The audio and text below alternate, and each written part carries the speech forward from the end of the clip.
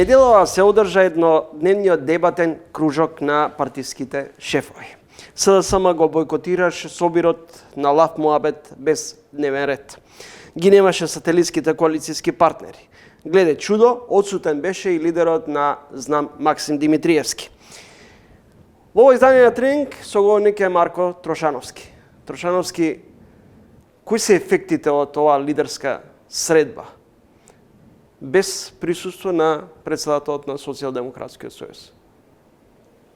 Мислам дека пред се да кажам дека лидерските средби не се омилен формат на носење на стратешки крупни одлуки помеѓу граѓаните. Напротив, оние истражувања што ги имаме, 75% од граѓаните наназад со години, последното ни е пред 2 години направено, се против лидерските средби, односно се занемаруваат легитимните платформи каде што вакви теми треба да се дискутираат, пред се тоа е собранието, се разбира.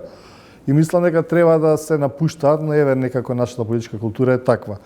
Ефектите, мислам дека во овој случај рано да се зборува, особено што немаше никакви посебни заклучоци, односно освен конструктивните впечатоци и атмосфера која што некако преовлада потоа, некакви конкретни одлуки не беа донесени, така да за ефекти не може да зборуваме, но некаков ефект, ако дека треба да споменеме, би бил дека после на електризираната, на моменти антагонизирана атмосфера што произлезе после локалните избори меѓу политичките партии, некако сведочиме сега на некаква пацификација, консолидирање на политичкиот наратив, амбиент во кој што се разговара на нормално, пристојно ниво. Ете, би рекол дека тоа е она што како можеме да го кажеме како главен заклучок, и за прв пат левица учествува на тие во сосема поинаква улога, очигледно може би екзалтирана од првото искуство на лидерски средби, каде што на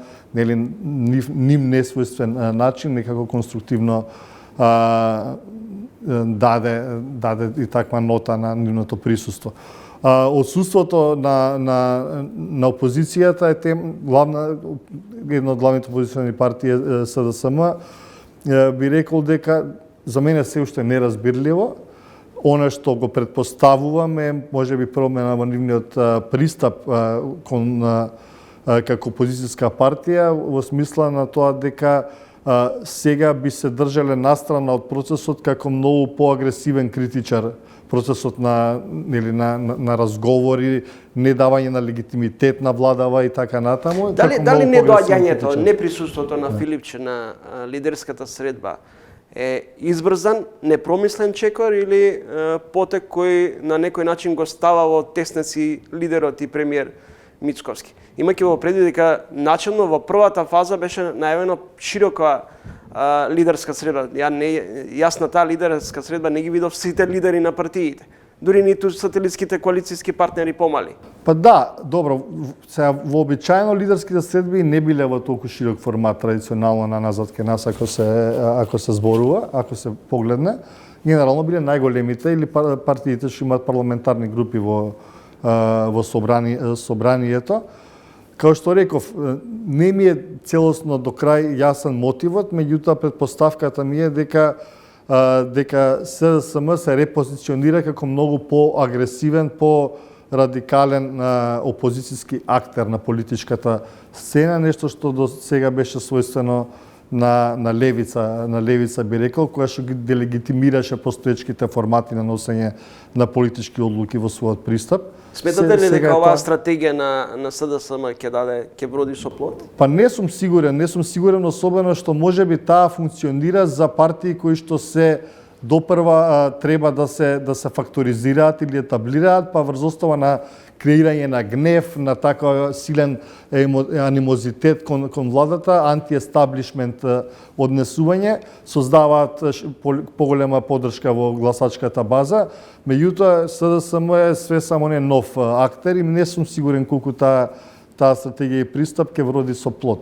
Како гледате на најавата за можна лидерска средба, тет-а-тет средба на Али Ахмети и Христијан Мицковски? Дали ова е сигнал дека ВМРО всушност сега смета дека веќе дуе реформиран натрешно?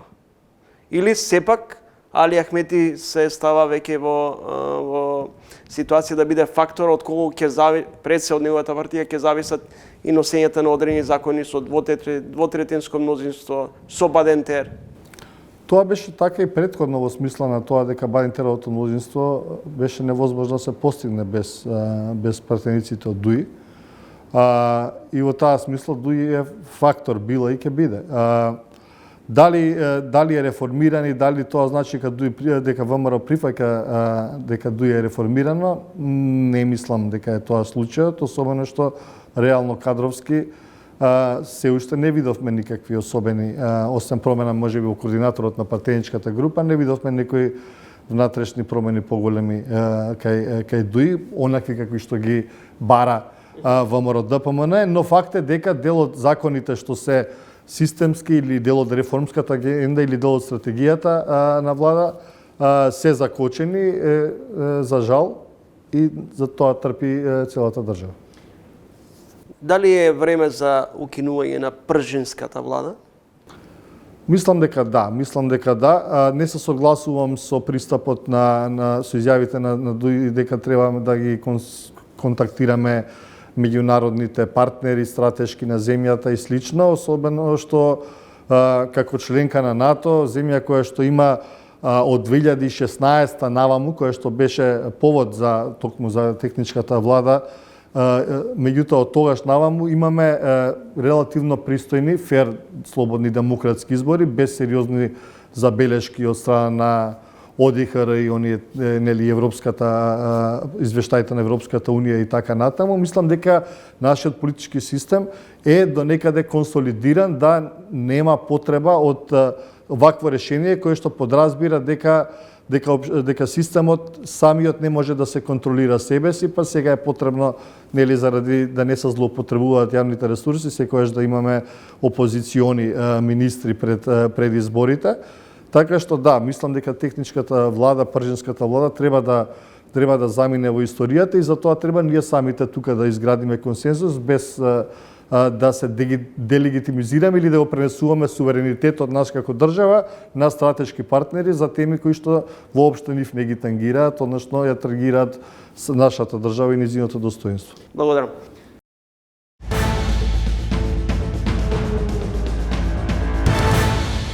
Тука е крајот на ова издание на ТВ магазинот Трилинг. Ви благодарам на вниманието и се гледаме за 7 дена во исто време. Петок, 20 часот и 45 минути, а во меѓувреме може да не читате на порталот trilling.mk.